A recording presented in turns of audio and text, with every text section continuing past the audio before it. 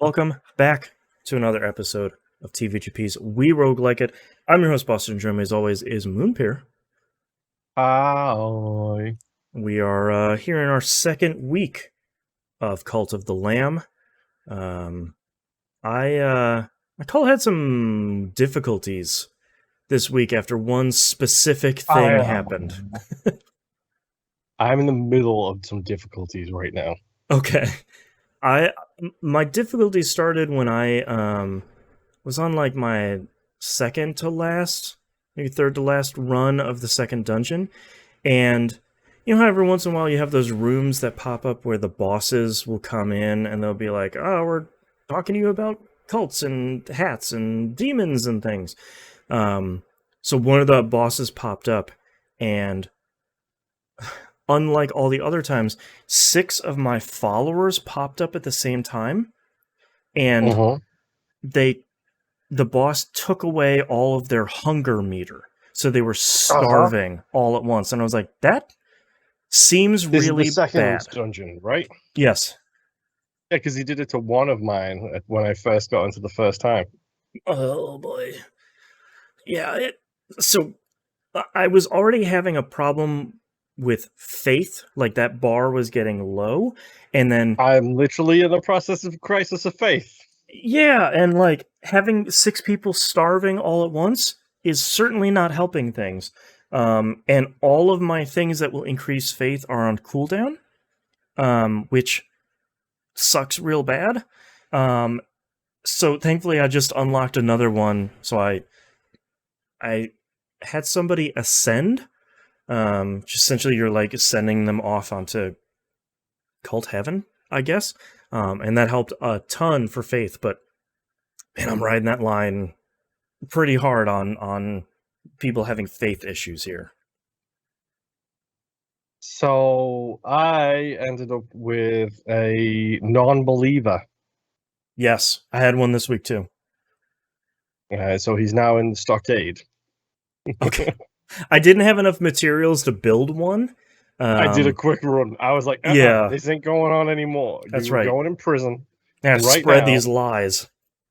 Uh-huh. Um, what else did I have that happened this week? I feel like I'm the person that I made ascend was like my lowest faith person, which was pretty nice. If I had sacrifice off of cooldown, I probably would have done that instead. But I can't do that yet. I finally built the refinery, I think, the one where you can turn the kind of basic materials into the next level of materials. So I've got that going. I found another area on the map, the mushroom area. I don't know if you found that one. No, maybe. I don't know. It's essentially another place for you to do another set of side quests. So like the first side quest is go bring me 10 of these mushrooms. So I'm finally able to find a use for growing mushrooms in the farm, which is kind of nice. What else did I upgrade for my trees? I feel like a lot of this week was just kind of getting into the second dungeon as much as possible. I think I can go fight the final boss now, of the second dungeon. Have you gone back to the first dungeon since you beat it? Oh yeah, and everything is terrible. Yeah, and you can just kind of keep going through the dungeon after you have met the end of the FTL kind of the paths. They're like, yeah, man, I mean, don't keep going if you can't escape, which I have that option to like hold L1 and you can just get out of the dungeon. Yeah, I have that now too. And they're like, yeah, if you want to just keep farming this place, go crazy. And I was like, I don't think I do, because the difficulty in there is significant now, which I certainly was not expecting after us being like, yeah, this game's pretty easy. Yeah, hack and slash, woo, let's go. And that the second version of the first dungeon is feeling pretty spicy. It's really rough, like Yeah, really rough. and there's a lot more champion enemies too, especially those ones that drop a bomb. after you kill them, which is the ones I keep forgetting about, and those ones suck real bad.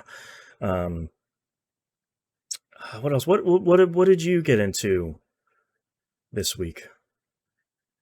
I did a lot. Did a couple of runs on the second dungeon, but then I ran out of materials. I ran out of faith.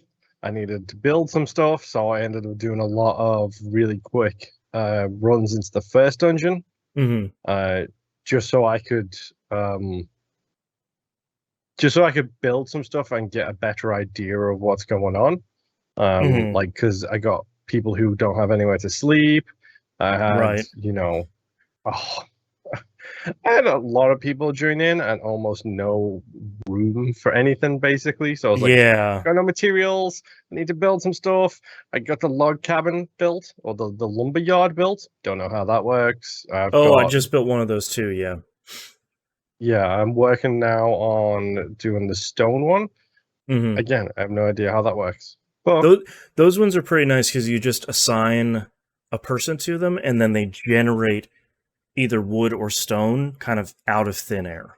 And you just interact with the little chest that's in front of there, and you're like, oh, while I was off in the dungeon, he made 10 wood. Great. I could use those pretty much immediately. Okay, that's not too bad. I'm 420 Blazer. I've got a real shortage of grass going on right now. It's kind of interesting because, like, I didn't really want to go back in that first dungeon because I figured I was done with it. But one of my followers was like, hey, man, you know those red flowers from the first dungeon? I need you to get 10 of those for me. And this is a timed mission, so you got to do it pretty quick. And I was like, okay, I guess I'll go back in there then. And I was pretty happy with the amount of, like, grass and bones and stuff that I got out of that first dungeon. So I'm like, all right, there's still a reason to go back into that first dungeon because the resources you can get are different enough. And I kind of appreciate that. But that was the thing for me. It was all in the grass. Yeah. Like, I have so little grass. Yeah. And I'm kind of bummed because I didn't have as much time to play this week as I had really wanted to, because my schedule was busier than expected. And the amount of time I've been able to play this, I'm like, I still really like this game. I'm hoping I can finish it in our 4 weeks here. But if not, then it is really, really solid, and I feel like it reminds me a lot of Moonlighter, where I'm liking that real gameplay loop of going in the dungeon to get stuff, to go do things in your camp, to go back in the dungeon. Like that feels very satisfying, having that really solid loop. All right, yeah, I agree. Like that's starting to be something that, like, I could really see myself, like, dropping into and just getting into that loop and just kind of be like, oh, 6 hours have passed. Right. Quick dungeon run. Oh, build some stuff. Oh, they need something in the dungeon. Oh, just do a quick run. No big deal. Oh, I can build more stuff. So yeah, that feels pretty solid. Any final thoughts here for week 2 of Cult of the Lamb? I think it's turning out pretty well. The art style is still great. Yeah. I'm liking the slow introduction of more and more stuff as we go. Like, it's not overwhelming me straight away, which I'm pretty sure it probably will do eventually. Right. But no, it's got a good loop so far. And I was going to say originally the hack and slash felt a little easy, but oh no, boy, did they change my mind with that first dungeon and that one. Yeah, those reprise dungeons are sort of like, yeah, man, we kind of tricked you. Here's the difficulty, and I was like, oh, okay, oh boy. So, yeah, I agree. I'm having a lot of fun with it. I'm also enjoying the kind of slow introduction of stuff, especially with like how you put the 3 tablet pieces together, and then you get a new thing you can do in your camp. Like I like that a lot, as opposed to like, here's the 50 things you can do. And it's like, no, I'm not gonna do any of those.